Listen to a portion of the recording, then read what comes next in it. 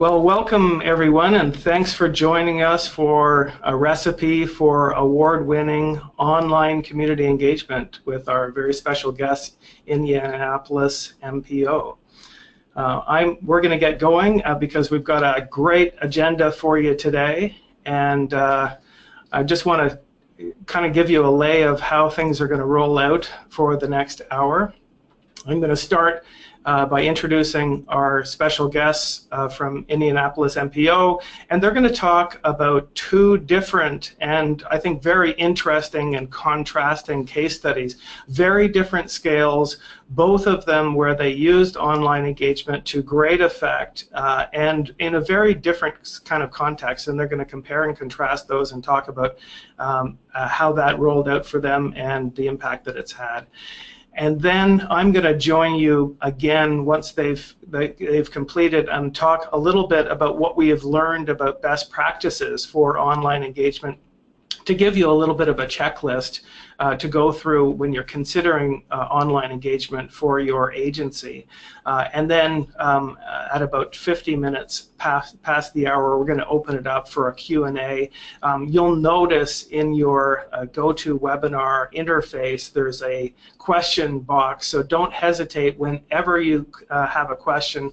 Type it into the question box, and we'll get to as many of those as we can during the Q&A session. So with that, I would like to introduce our two guests from Indianapolis MPO. Jen Higginbotham is a senior planner, and she's going to talk about one case study, and Taylor Firestein, who's a planner at the and special projects at the Indianapolis MPO, and he's going to talk about a contrasting case study, and they're going to talk about how those projects rolled out for them, the lessons learned, what the engagement process looked like, where they think the biggest value was in terms of bang for the buck, and talk about how they achieved such great results with what I think is a very reasonable size budget that a lot of agencies can afford. So with that, I'm going to turn it over to Jen and Taylor. Jen and Taylor, are you there? Yes. Here we are. Very good. Take it away. So I am Jen Higginbotham. I'm with the Indianapolis MPO. I just real quick want to say, for anyone who doesn't know what an MPO is, a Metropolitan Planning Organization, any community in the United States that has more than 50,000 people has to have a designated MPO. And a lot of times they focus on transportation planning and using federal funding to fund transportation projects, things like that. So that's really all I'm going to go over for that. I just wanted to let you know who we are and what the MPO is. We do have two projects, and being the Indianapolis MPO, our region is actually 8 counties and just over 1 million people. So we really do projects on all sorts of scales, really big to really small, and this is an example of that. So my project was the Let's Talk Transit Survey Project.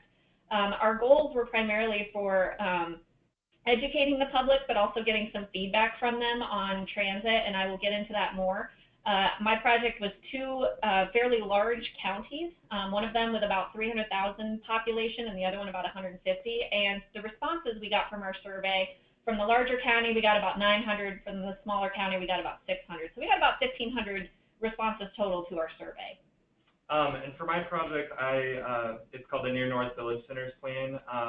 The pretty much broad goal for ours was to build consensus for a shared vision for neighborhood land use and development, specifically around proposed TOD stops or station areas.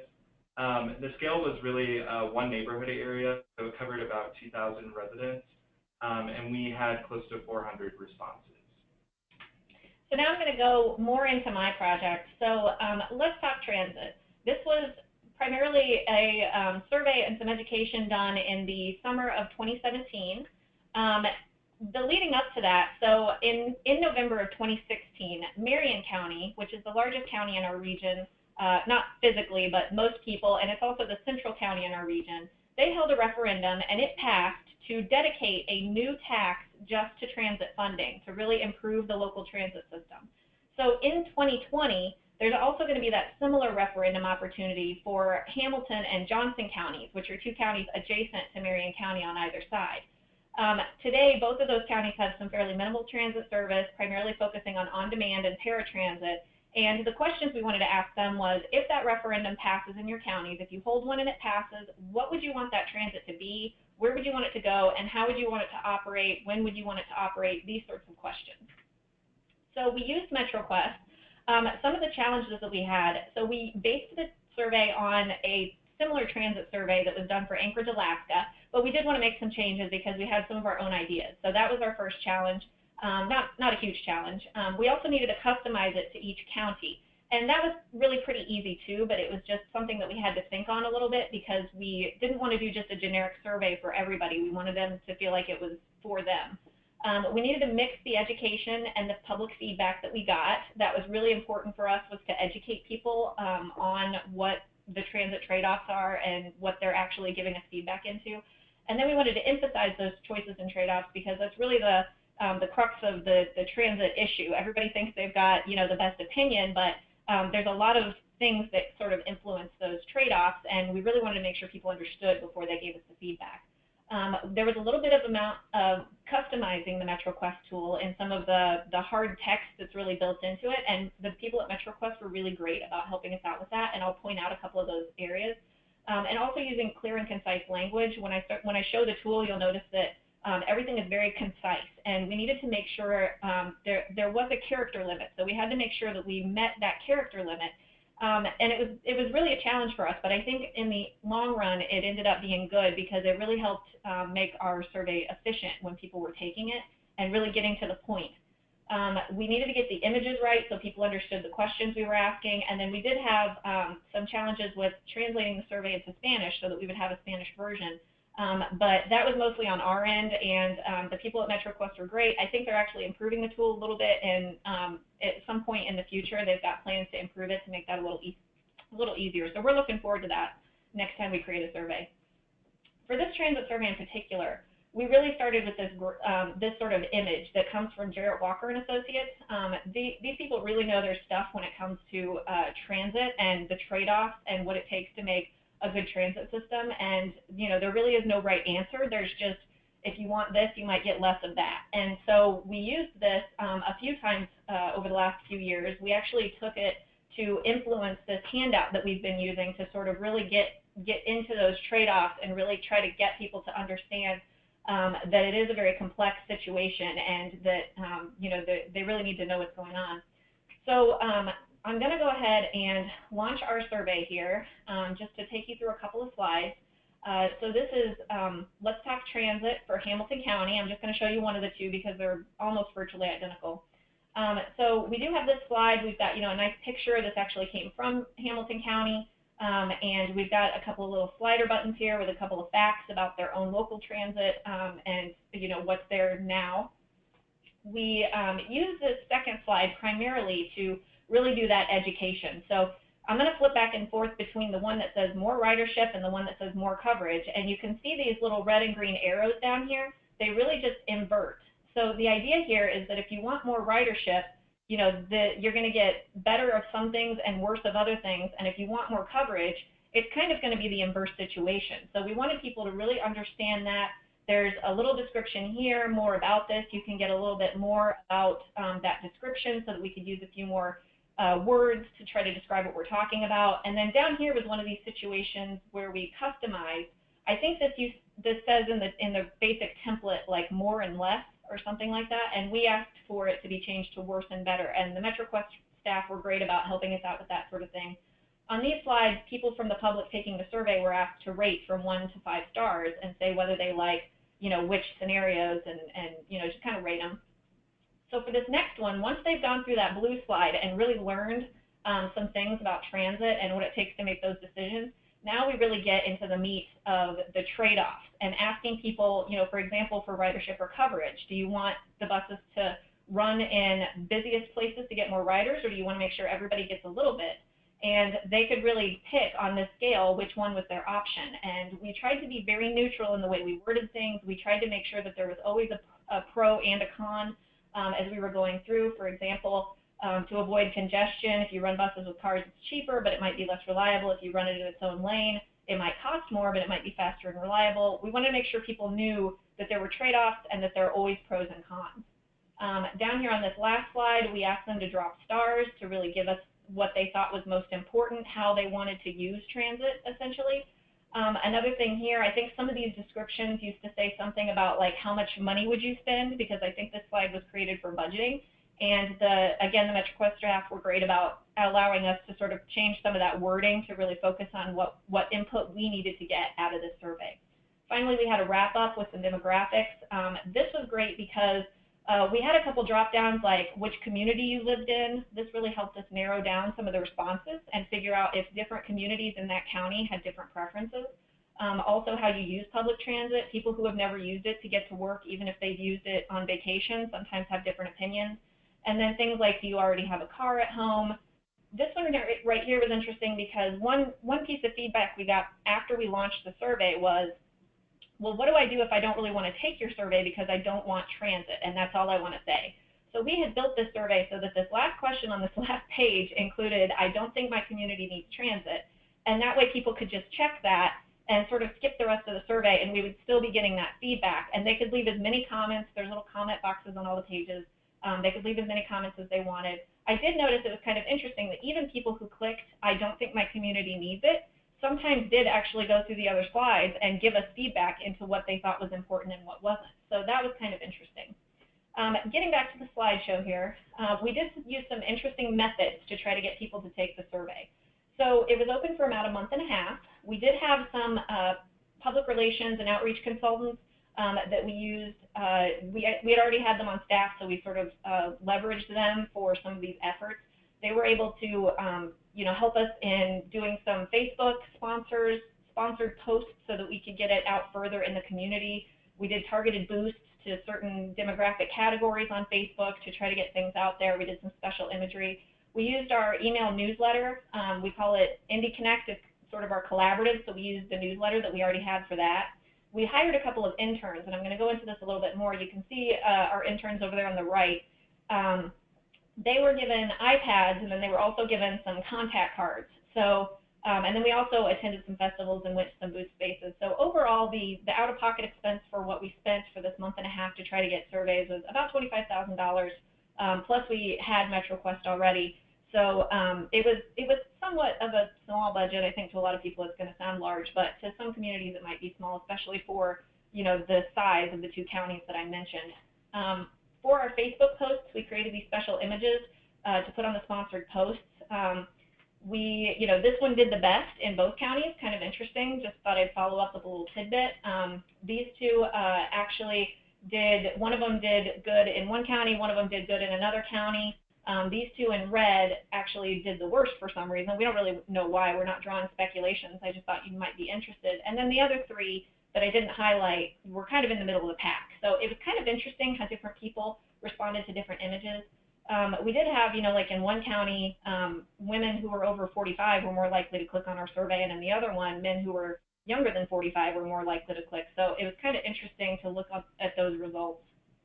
For our newsletter, we sent a couple of newsletters out. One of them introduced the surveys, really trying to get people to click through and take it. We did extend the survey date a couple of times just to try to get more feedback. We used large images. We included little pictures of our face you can see on the lower right to let people know we would be out in the communities. And what we did was we had two interns that we hired, and we opted to do this instead of kiosks. So the idea was that they would usually partner up. There would be two of them out there at most times. They were more mobile than a kiosk, and they required less for us to have to go pick up a kiosk and move it from site to site.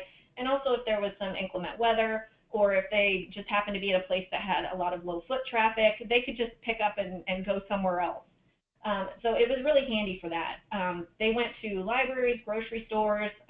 We have a couple of outdoor shopping centers that are on public rights-of-way that we sent them to, some downtown areas, farmers market, and a couple community centers. They were nearly always outside, and for the most part, they called ahead to locations. We wanted to let people know we were coming. The two interns that we hired, they were really very self-directed, so this kind of took the burden off of our regular staff. We did make sure to check in with them regularly, see what was going on. They really averaged about 30 to 35 hours every week out doing the surveys, and we gave them a cheat sheet. We gave them some training so they knew how to answer some questions.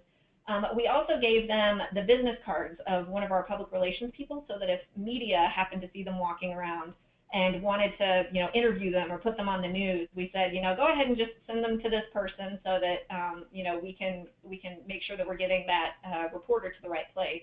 And then we also had them go online and fill out an after report just so that we could track where they were, how many hours they were there, how many people do they think they talked to, that kind of stuff. So just all sort of basic sort of things, but they were very self-directed, so that was very nice. We had iPads. We got some data plans. One thing to keep in mind with iPads is that if you're in a place where you might not have reliable Wi-Fi, you do need to have those data plans. And then contact cards. So over on the right here, you see these little business cards. So we did different ones for Johnson County and Hamilton County, and we had different links to the two different surveys. And the idea here was that if they stopped somebody, had their iPad, asked if they wanted to take the survey, and the person said, oh, this sounds really interesting, but I don't have time right now, I really have to get going, they could hand them one of these business cards and say, if you want to take it online later, here's the link, here's a QR code, we'd really like your feedback, that kind of a thing. They passed out a lot of cards, and people did take the cards, and a lot of people did seem genuinely interested to take the cards so they could do it later. As far as results, so in Hamilton County, we had around 900 people, 1,000 people that sort of visited or took the survey. But I wanted to show this because it breaks down how many people took the mobile survey, the mobile version, like if they took it on their phone, if they took a website version on their computer or laptop or whatever, or tablet specifically means if they took it from one of our interns using an iPad tablet. So that was a special link that we got from MetroQuest, so we could really tell the difference between people who took it from our interns and people who took it for themselves from a link from the newsletter or whatever. You can see that we actually did have in Hamilton County more people took it on the tablet than anywhere else. So those are about 40% of the results that we wouldn't have even gotten if we hadn't had the interns out with tablets. And then we did see spikes after the interns would be out for a few hours giving the survey on the tablets. We would see spikes in the people who were taking it either mobile or website. So we think that people were taking the contact card and then taking it later. This was especially happening, we think, at the public libraries because people would say, oh, I'm going to the computer lab anyway, I'll just take it when I get there. So they would take a card and then they would do it on their own. And it was great to be able to see all that data from the survey to be able to tell that people were actually doing that sort of thing. And then you can also see we've got, in the middle of this grid here, we've got ages 80 and over, so some of our older residents, and then you can also see the age group of 61 to 80. And you can see that a lot of those people actually just took it on the tablet and not as many taking it from mobile or website. So we think that having the interns out there with the tablet, at least for that age group, was really helpful for them because they could stand there, they could ask questions. It was really handy. I'm not going to go through all of this, but you can see some of the similar results from Johnson County. We did have fewer surveys overall. It is a less populated county, but similar things with the older population. And then we also saw those similar peaks when people would be taking the survey or taking the tablet survey from the interns. We saw those same spikes from mobile and website. So we think the contact cards were working. Overall, though, in Johnson County, we had a lot more people visiting, on their phone or on the websites than we did on the tablets. But that's still a third of the results that we wouldn't have had if we hadn't used the interns. So overall, I'm just going to break down a couple of my conclusions. It was really interesting to have all the data that comes from the survey because then we could really cross-reference things, we could really break things down, see how things are working. The preferences for both counties were fairly universal. There were just a few exceptions, and we did see most people who took the survey had used transit before, and about 70% in both counties had at least 2 cars at home. So one thing we would want to go back and do is see if some of those some of that data that we have, like how many cars at home, sort of reflects census data to see if we're getting kind of an accurate representation of the communities in those counties. We also had about 8% of each county said they didn't want transit at all. So it was good that we had that option. And then there was some division on a couple of the questions. Most of the questions that people answered were pretty similar in both counties, but they did have some division on a couple of things. And it was kind of interesting because in Johnson County, some of the exceptions that we got, which were exceptions to the majority, but really only a few people were the exceptions, were sort of people who didn't have cars, or people who had used transit before, that kind of stuff. So so it was interesting to kind of see those exceptions pop out. And then as far as some wrapping up lessons that I wanted to share, what were the easiest and hardest locations to get people to take the survey? So the easiest were libraries and grocery stores. And the reason for that is the libraries were like, yeah, go ahead and put your people out front. That's great. Just don't bug people too much. If they don't want to take the survey, let them go. They were awesome. All the libraries were awesome. Grocery stores, most of the grocery stores didn't want us to stand out front and survey people, but we did have one of the major chains in central Indiana really has struggled to maintain staff, and they really support the idea of better transit in central Indiana to try to support their staff. And so they were more than happy to have us come to several of their locations. And this is a big chain, not like, little local chain. So it's throughout, kind of the Midwest in the United States. So that was really great that we had that. The hardest was booths and festivals, and that's just because they really couldn't be mobile. They had to stand there. People were passing by, but we did get to hand out a lot of cards, so we think that some people took it later. Permission, where was it easiest and hardest to get permission? Again, libraries, super easy. And then there was we tried at several farmers markets, and the farmers markets just really thought we were going to be a nuisance, so they really didn't want us there. That was very unfortunate. We tried some weekly outdoor concerts. They also didn't really want us there. And then there were a couple of festivals where they let us have a booth, but they didn't want us to roam around. And then even though we offered to buy booth space, sometimes they didn't want us to roam around. So we did do booths at a few of those. And then we also thought of doing like outside intramural sporting events, which didn't really work out in this situation. And then also, high school sports nights, but this is the summer and all the high schools were out. So you can see on the right, these are places that we actually did visit. So we went to libraries, outdoor shopping centers were great, downtown areas, we did several of those, grocery stores, we did do a food pantry a couple of times, and then community festivals, and we did do one farmer's market. Some of the other challenges, I think I already went through those actually, so sorry for that little hiccup, but that was kind of a wrap-up of what we did. So we were really pleased with using the interns, and we were really pleased with the software, and we think we got some good results. We did get a lot of results, so we're still kind of combing through all of them to see exactly what it means for moving forward. But yeah, so that's Let's Talk Transit. All right, and now moving on to the Near North Village Center plan. Again, my name is Taylor Firestein, and I helped lead the MPO on this project. So just a little background. Some of this might be a little repetitive based on what Jen gave, but so the Marion County Transit Plan referendum was passed in November 2016, and basically what that did was greenlight our first bus rapid transit line in the region to begin planning and construction. So the very first one is called the Red Line, and this runs through the near north neighborhoods of Indianapolis, which was our study area. And within that also included 2 planned BRT stations within the study area, and this is kind of where we zoomed in on in our analysis. This was a collaborative effort with the Near North Development Corporation, which includes 3 or 4 neighborhoods that are either adjacent to or included wholly within their area. And the city of Indianapolis, and then our private consultants. The city really wanted to look specifically at this area for proposed rezonings around the station areas in support of transit-oriented development. Let's see, and this was also this was the first one to really take off since this was the first bus rapid transit line in the region. So the Near North Village Centers plan was really acting as a pilot project that we were hoping to learn from any mistakes or lessons learned as the regional transit plan comes to fruition in the next few years. So our overall goal was to solicit public input to form an urban design vision and land use recommendations along the corridor, specifically within this neighborhood. And then, of course, looking specifically at the planned BRT stations. So this is just a general map of our study area. It's oriented a little weird. I noted where north is just to fit it on the slide, but everything in blue encompasses the area that we analyzed. And then you can see the red line through the middle is the planned bus rapid transit line.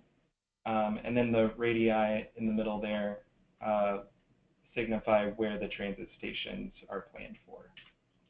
And then this is just kind of a little visual of our different public engagement elements. So each of these were inputs into informing the Near North Village Center plan. And obviously I'm going to focus today squarely on the MetroQuest survey, but I thought this was important to include that, that this was just one component of a whole menu of things that we used to help inform the plan, from public meetings to we had a street team with consultants out at businesses talking to property owners, trying to rally some excitement around the survey before it launched. And so this is just a few of our challenges. Again, some of these are going to be repeating a bit from what Jen experienced. However, the differences that we had was we had a very small population to draw from. So we had to be creative and intense in how we reach that population, especially in advertising. And we had a lot of internal chat about how we were going to really decipher between who the neighborhood residents were versus the regional visitors and employees in the area. This neighborhood area is also interesting because it actually holds a regional medical center, so it's a major employment center as well as a residential area. So there was a lot of talk on how we would mine that data from the survey.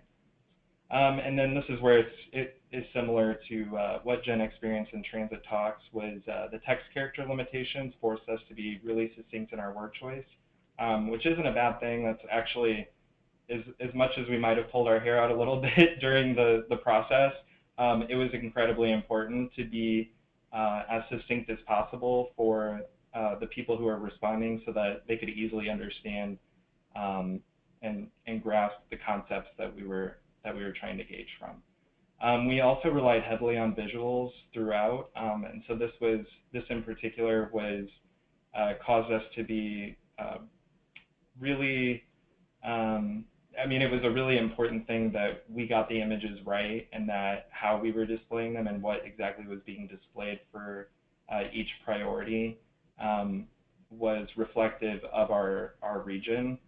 So we tried to use examples that people locally could familiarize themselves with. And so this is our approach. Basically taking that cool visual chart that we had, this was how we implemented all of that.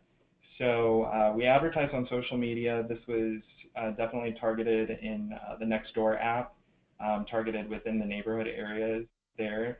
Again, as kind of an advertising for public meetings, but also the MetroQuest survey was included in all of that advertising as part of our menu of inputs.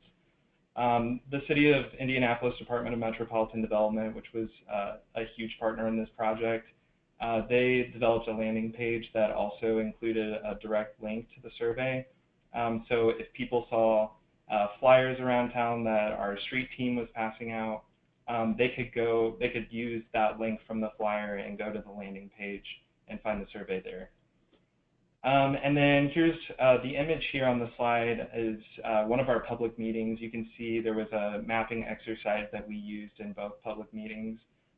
These were actually really specifically designed to mimic the MetroQuest survey slides. So really it was about this, if people weren't able to, if they don't have the internet or couldn't access the MetroQuest survey, really what they could do at these public meetings was take part in exactly the exercises that were included in the MetroQuest survey. And then they were also given an opportunity in the public meetings, if this really excited them, working person to person on these. There were tablets. We again used the interns that we had this summer that attended these public meetings as well, and they were able to let residents and visitors use the tablets to help give more detailed information from those exercises. And then interestingly, we had an article in our primary newspaper for the region that more than doubled responses. That was something that we had not anticipated. So as exciting as that was, we had some interesting takeaways from that as well. And so now I'm going to show our survey here. Thank you, Jen. So this is basically our welcome page. This was just used to kind of frame what the survey was about, what we were looking at, why it was important that we were getting this feedback from people. You see a little slider here at the bottom. This gave extra information defining what a village center is in the Indianapolis context, what the rezonings would look like, and then public meeting dates. Moving to the priorities slide here, respondents could easily drag and drop their top 5 priorities. So I'm just kind of doing this right here to show. Each priority had an image attached to it. So I'm looking for a local example. Here's a local example of public spaces. So there's an image here and a prompt which asks which public space features matter to you. And why this is important is it leads directly into our character preference slide. And so from here, each of those priorities is listed here along the top of the slide. So I'll go back to public spaces since I used that first. And then within public spaces, we have what we call character preferences. And this breaks it down even further into 5 options here that people will be able to, I'll just pick an example here, a pocket park. It includes here on the slide a little definition of what a pocket park is to our region, and then respondents could rate this 1 star as that's okay, but it's not really exactly what I have in mind for a public space, or their most preferred at 5 stars, which is this is something that I would love to see along the corridor. And so moving to the map marker slide, this was a really cool exercise in getting even more fine-grained detail. So we had destination points, issues, and dreams. And so I'm just going to use dreams as an example. People could drag and drop a marker. And then this prompt shows up here on the selection menu where it says, tomorrow I would like to blank here.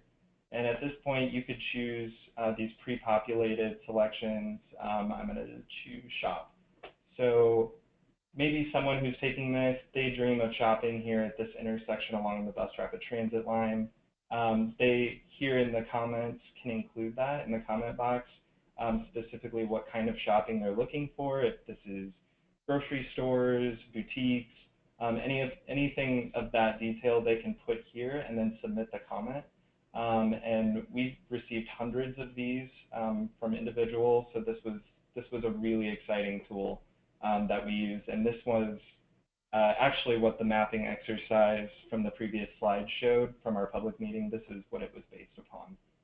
And so then moving to our wrap-up slide, again, this is very similar to what Jen put together for her Transit Talks project. One thing that is different is this goes back to we had our kind of internal question of how are we going to really define who is taking the survey and what their relationship is to the area. And so we decided to have our own, customized question here where people could select what resident they were within that neighborhood area where they resided in, or if they were an employee of the area, a visitor, property business owner, or other. So someone else from outside the region who maybe is excited about the line who also wanted to get input. And then we have kind of the standard menu of demographic options that was really necessary for us to make sure that we were hitting our goals of including as many people from diverse backgrounds as possible. And then we also had a comment box here at the end where people could share if they felt something was missing from the survey, or they had suggestions that we hadn't even thought of. So that was here. And then that pretty much completed the survey. And then getting back here, so I'm going to just talk about our takeaways, and I'm going to try to be as concise as possible because I tend to ramble. I'm kind of a nerd about these data points. But so I'm going to go slide by slide here based on the MetroQuest survey. For the priority slide, our results really reinforce the perceptions that we already had for the area. We were a little surprised at just how many people ranked neighborhood dining and shopping destinations as their #1 priority. This was 52% of our 400 respondents, which is pretty sizable, ranked dining and shopping destinations as their #1 priority, which was really interesting. And that was actually over the second most chosen #1, which was walkability and bikeability, which was at 26%. And then moving to the character preferences, so I'm just going to use those two, our top ones, walkability and bikeability, and dining and shopping. So for dining and shopping, people, as far as the character preferences, they were more favorable toward sidewalk cafes, grocery stores, and local businesses over any chains. Those all ranked about evenly, but those were kind of our top 3 character preferences for the priority. And then moving into walkability and bikeability, urban trails, we were really surprised with the highest rated urban design preference by far. And we think this might have been influenced by the local success story of the Cultural Trail, which is in nearby downtown Indianapolis, for why that might be wanting, residents here might be wanting to replicate that success in the neighborhood. But we thought it was interesting that it ranked even higher than traffic calming techniques and protected bike lanes, which were mentioned in the mapping exercise quite a bit. And then continued takeaways. As far as the map markers exercise, we received about 200 comments each for the issues and dreams. They were about evenly distributed. And as expected, for issues, besides the other option, traffic was the highest ranked issue in the mapping exercise. And we knew this going in, knowing that the area has several commuter corridors and speeding issues in the neighborhood that have been issues voiced for quite some time. And then for the dreams, places to shop and eat were again, by the largest margin, those takeaways for the map markers. And then demographics was kind of a mixed bag. We hit our goal of reaching as many respondents with differing relationships to the area as possible, but keeping them pretty in line with our sampling. So we felt we got a great representation of residents, and then as well as business owners, and then I kind of gradually went down visitors and then employees, I'm sorry. And then just based on the population, daytime population versus who actually lived there, we felt that was a really good, well-rounded results for that. And so, however, we struggled in our ability to really reach the diverse level of incomes and racial and ethnic diversity that we know exists in the neighborhood. And we had several keys to our inputs there that I mentioned earlier in the presentation, and for some reason we just couldn't quite get over that hump. And so our results skewed heavily on white, non-Hispanic people, and a lot more people took the survey that made about $50,000 or more annually a year. And we know that's not representative of the area, and we have our theories for why. I know in 2016, the Center for Community Progress named one of the neighborhoods that's in this area as one of the gentrifying areas in the city of Indianapolis, so we think that might play into it as well. However, overall, MetroQuest allowed us to really maximize our visual preferences in a simple and easy-to-use interface. We had no difficulties whatsoever with people attempting to take the survey. It was incredibly intuitive, easy to use, and people actually commented that they were having fun while they were taking it. So it was really a cool experience to see that transfer over from the public meetings as well. And as I mentioned, we had nearly 400 individual responses, and interestingly, we had about a 60-40 split between web and mobile users. So we thought that was kind of cool too. So here is our contact information. I'm going to pass it back to Dave. Very good. Thank you so much, Taylor and Jen. That was fantastic, and I guess it's no surprise to the people online of why we thought this was an exceptional case study to share. They did such a great job. I'm just going to show my screen now, and so hopefully everyone can see my screen. So we have a lot of really interesting questions that have already come in, and so I want to go through some fairly high-level best practices material rather quickly. If you bear with me, I'll move quite quickly because I do want to get to some of these questions before our time is up. So to make a long story short, we've been doing a great deal of research into best practices for what's working and what's not in online engagement, and trying to give not only our clients but several of these associations the best advice we can in terms of how to be successful with online engagement. And I'm going to give you some very high-level kind of information about the things that we've learned from looking across now over 250 different case studies.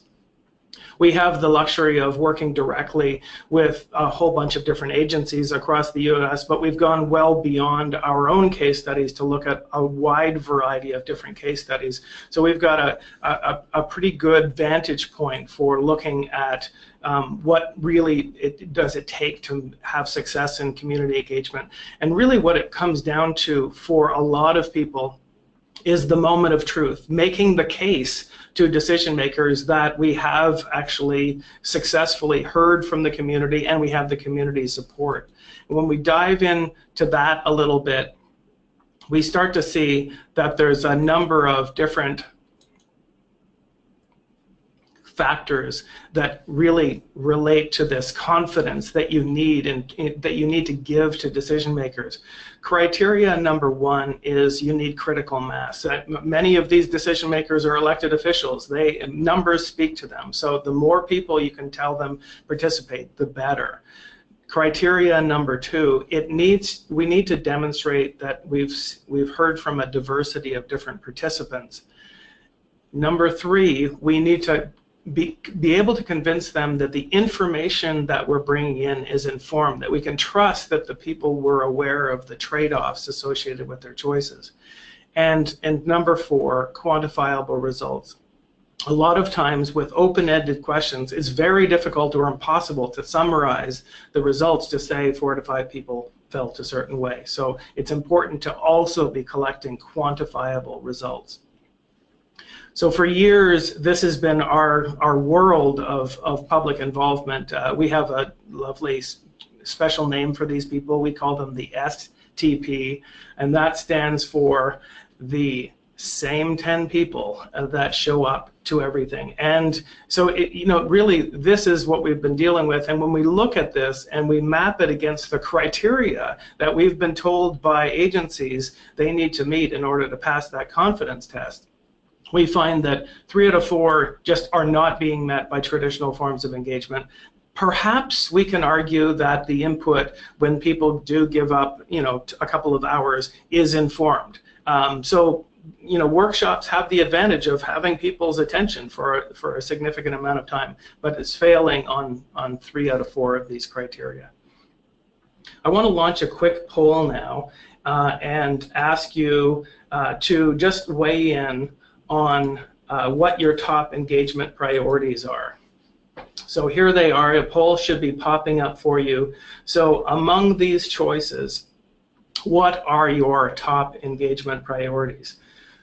So we've got a number of them here. I'll just give you a few minutes to answer these questions, and then we will close the poll. All right, a few more seconds, and we'll close the poll and share it. So here, sharing the results. Interestingly, all of these received a significant amount of input, increasing participation, number one, and engaging a broader demographic, number two. So really elements around the quantity of engagement. So thank you for that. It's quite interesting and consistent with what we've heard from many different agencies. I'm just going to touch very briefly on 7 key lessons that we learned when looking across case studies. The first one, before I get into that, I want to let you know, and I want to draw your attention to the handout window in GoToWebinar. You look down there, you see the handout window. You'll be able to find my slides. You'll be able to find Jen and Taylor's slides, as well as this guide to effective online engagement, which summarizes a great deal more than I'm going to be covering today in terms of what we've discovered for best practices. So don't feel the need to scribble these down. Number one, design for the unmotivated. And now this is really important because what we've discovered is there's always going to be people who are positive and negative, but it dramatically affects where they sit on the level of motivation. It turns out that the people who are most motivated are angry about something, and I think most people who work at agencies understand this when they see the kind of people that will give up, a couple of hours of their time. The least motivated people are people who are in the middle, or maybe even kind of positive about what's going on. They're not very motivated to come and tell you that they think you're doing a decent job, and those are the people that are really most important to target. And they're also the hardest to encourage to engage, which feeds directly into this criteria. Aim for about a 5-minute experience. That tends to be about the sweet spot for maximum participation, which obviously sets up a challenge. You've got a very brief window of time to engage people. Number 3, offer as many different ways to engage. Now, you heard from Jen and Taylor that a lot of people, in fact, the majority of people online were using smartphones. So make sure that whatever you're doing to engage people, that your smartphone interface is delightful and easy to use. And then there's a variety of other ways, using kiosks in community centers or libraries, and tablets at events, as they discussed in their case study, a variety of other ways to bring the information to them, even if they don't have access to technology or even comfort with technology. If you go to an event, you can help them and kind of provide a semi-assisted environment. Number 4, make it delightful. The difference between anything that's visual or interactive and something that's kind of more, multiple choice is about 7.5 times more participation. This is mostly people wanting other people that they're connected to see it. I don't know about you, but I don't see a lot of multiple choice surveys shared on my Facebook wall, but something that's fun and interactive is more likely, at least, to be shared by people. And you really want to get them to help spreading the word, because they're connected to people that they trust. And so it's really powerful when somebody recommends that somebody does something that you trust. Number 5, make it insightful. There's all kinds of ways. You've seen some examples using MetroQuest. There's all kinds of other tools out there that can make something educational. So you can see, for example, scenarios or trade-offs and then weigh in on those choices. But trying to figure out how are we going to teach people something about these choices before we get their input. It's really important because it's one of the areas, as I discussed, that decision makers can criticize. Do people really understand the questions? Do people really understand the trade-offs associated with the choices? Those things are easy to attack if somebody wants to, and so it's important to have an educational experience built into it. Number 6, promote like a pro. Now, essentially, taking a page from Don Draper, you've got about 5 seconds to get somebody's attention using like one of those little things that Taylor and Jen showed on Facebook, just a quick image. Then you get maybe about 5 minutes of their time, and if you treat them nicely, if you give them an enjoyable experience at that 5 minutes, then they're going to go ahead and tell 50 friends. And that's how promotion really works. You've got to get each of these steps right. And I just love showing this one because it's one of my favorite campaigns. We were doing a project and Nashville was using MetroQuest, and they just came up with the most lovely campaign. All right, Nashville, it's time to pick, and they had all these images. It was about picking the future of Nashville, obviously, and they just kind of played on the word pick. So there was a variety of different images that really, I think, kind of played fun with the Nashville theme. And this last one is the one that just made the participation go through the roof. All right, Nashville, it's time to pick. This little girl just created a huge spike in participation. So, you know, these kind of fun and playful images are a great way to get that 5 seconds right. And then, you know, if you get the survey to be streamlined and fun and interactive, then you do, you know, that 5-minute piece right, and then, you know, people will hopefully share it for you and spread the word. Lastly, I think that that Taylor and Jen did a great job of this, is to monitor the participation. You're going to have gaps in your participation. You're going to have missing demographics, and when you do, it's important to be able to go out to events and different areas where missing demographics are going to be, and actually physically engage them. Some people are just not comfortable using technology, so they need a little bit of encouragement. Maybe there's a paper-based alternative for people. Maybe there's iPads or kiosks that are set up where they have a resource person handy to help them get started. Those kind of things can help fill in some of those missing demographics very nicely. Here are some of the key success factors, the 7 that I talked about. As I mentioned, there are many more listed in here, and in fact there's a whole section in this guide about how to promote your project. So nothing to do really with any online platform, but a critical step is creating engaging promotions. So there's 15 or so tips and tricks on promotion that I think you'll find useful. I'm gonna now finish with another quick poll. We've given you a bunch of information today on the case study as well as on best practices, and I want to just give you a quick opportunity to weigh in on what additional information. You probably came to this webinar with questions in mind. Certainly happy to address as many of those as possible in a moment, but for now, what additional information do you think would be most helpful? So we've got a number of different choices there.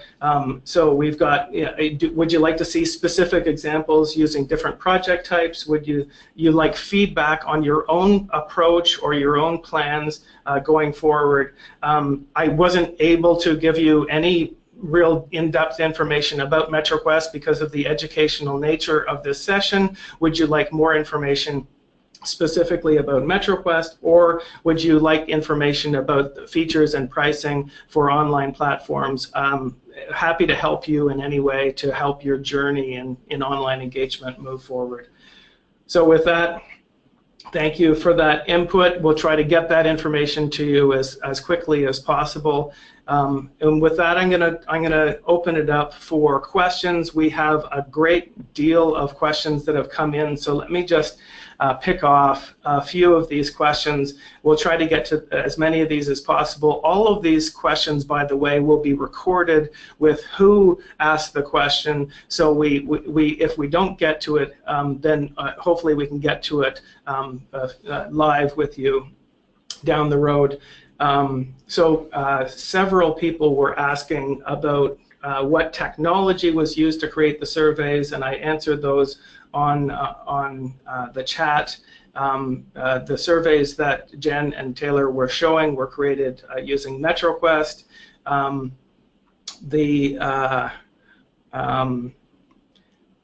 One of the questions here was, were there incentives that were put in place for filling out the survey? So I guess that's a question for Jen and Taylor. Did you provide any incentives for people to participate?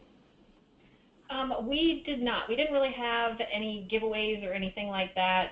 It really was just, at least for the transit surveys, it was the interns sort of armed with their iPads walking around, sort of stopping people on the street and saying, hey, we're doing a quick survey. It's only going to take you maybe 5 to 10 minutes, which for most people it really only took about 5 to 7 minutes unless they wanted to read every single word.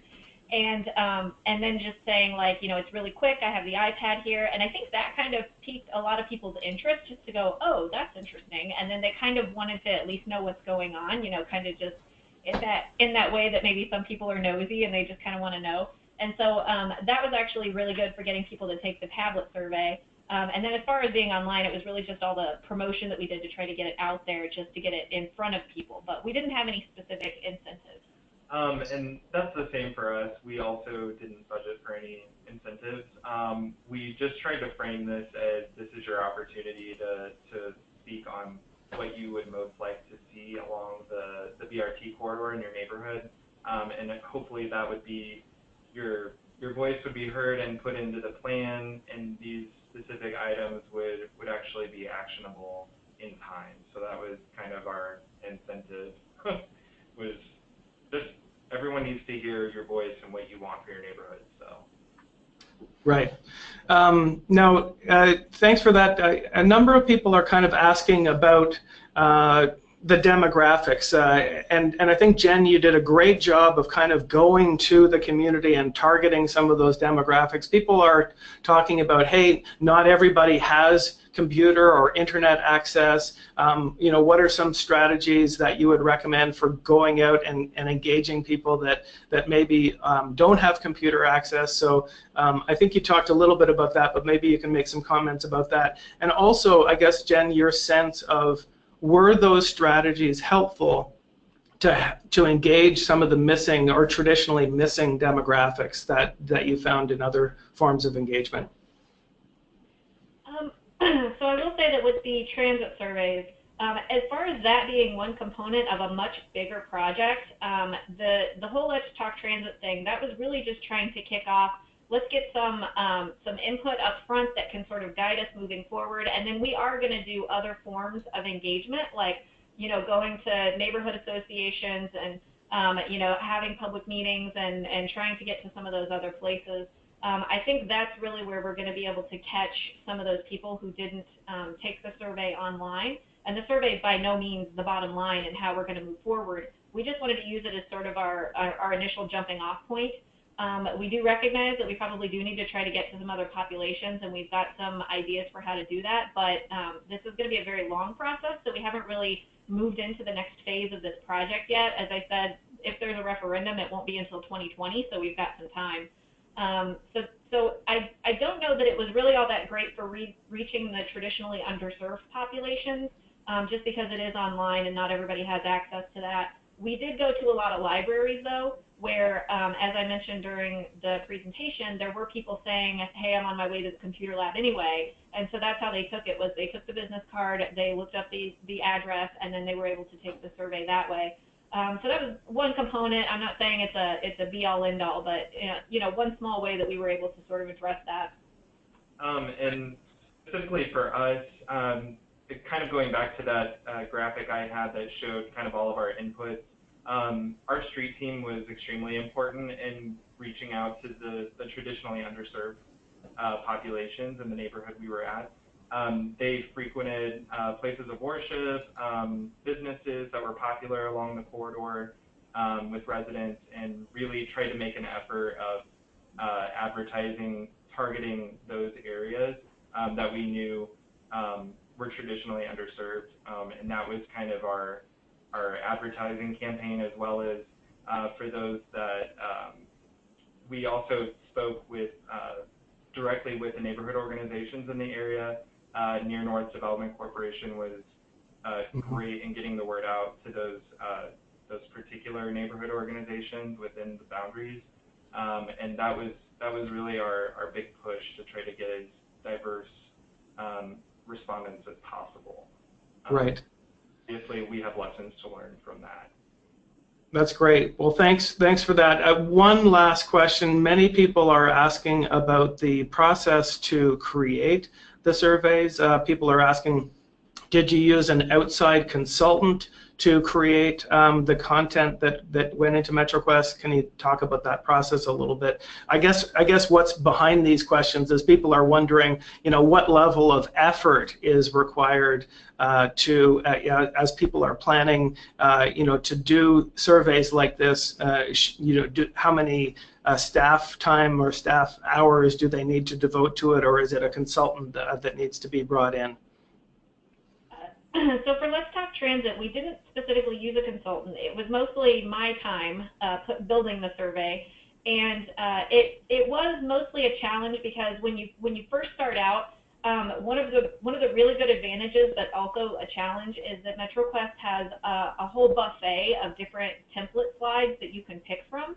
So your first thing is just, okay, what's the goal of the survey? What are we trying to educate on, and what are we trying to get feedback on, and which slide type is going to get us there? And then it's really just sort of like several hours of kind of tweaking and making it kind of what you want. Like I said, the character limitation is a challenge, and you do spend some time trying to pick exactly the right words. But I think overall the time that went into the survey was well worth it, because it really did end up being a fantastic educational tool that I think we might even pull out, again, when we do our next phase of that project, because we really did feel that it was effective. And so I think it was well worth the time. We didn't specifically use a consultant. I did have, as I said, a couple of public relations consultants that we were using in the bigger arena of transit education for the entire region. And so they did sort of weigh in on as I was building it. But if they hadn't been around, I still think that I would have been capable of sort of getting it there. It's just nice to have some other eyes, because you really don't want to do it in a vacuum. Mm-hmm. And similar to Jen, the only thing I would add to that is because ours was so heavy on the visuals, a lot of my own time at work was spent kind of out in the field. I took a few days to go out into the city and take pictures of familiar landmarks that kind of went along with the character preferences slide. I mean, there were dozens of photos, and it was really important for us to get as many local examples as possible so people could understand what we were trying to show, and we weren't showing something in, San Francisco or some European city that a lot of these residents obviously aren't going to be looking toward replicating in their own neighborhood.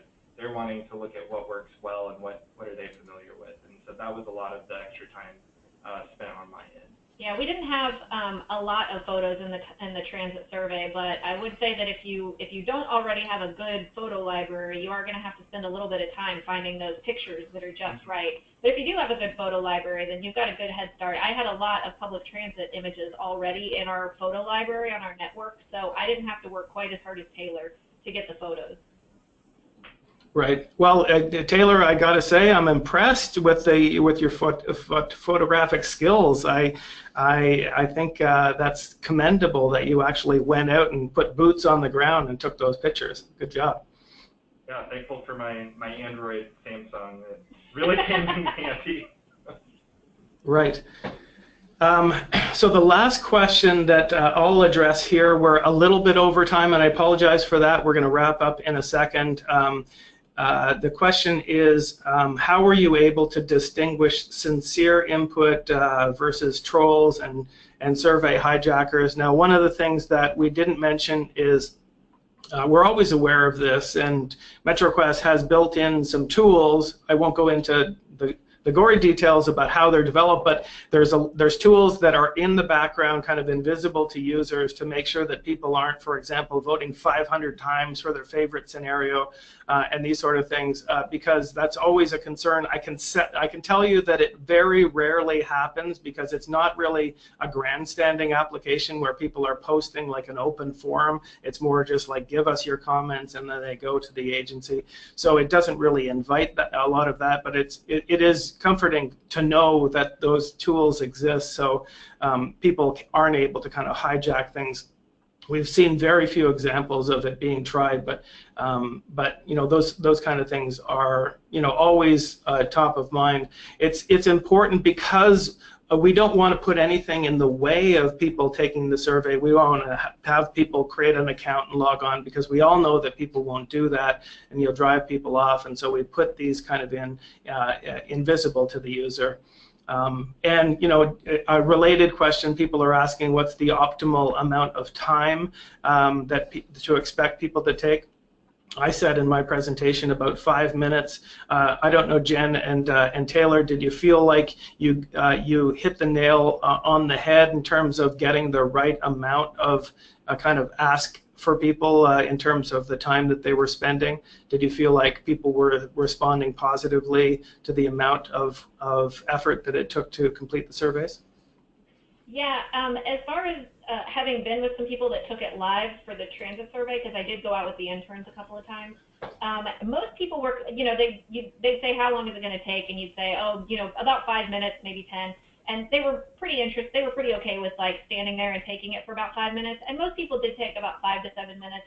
But if people kind of got into it and thought, this is longer than I want to spend because they're just in a big hurry or whatever reason, that's when the contact cards came really in handy, because we could just pull it out of our pocket and say, I know you're busy and I don't want to take up your time, but if you want to take the quiz later, when you're at home or on your phone or whatever, there is an address here. And I think that was really helpful, because even 5 minutes to some people is too much. And like I said, most of the people who stopped to take, who we stopped and asked if they wanted to take the survey, who said yes, the amount of time didn't seem to be a big deal. And some people, we did have, a couple older people, things like that, who really took a long time because they really wanted to take their time. And if they're willing to take that time, that's great. But Sure. For most people, it was pretty short, and they were pretty okay with it.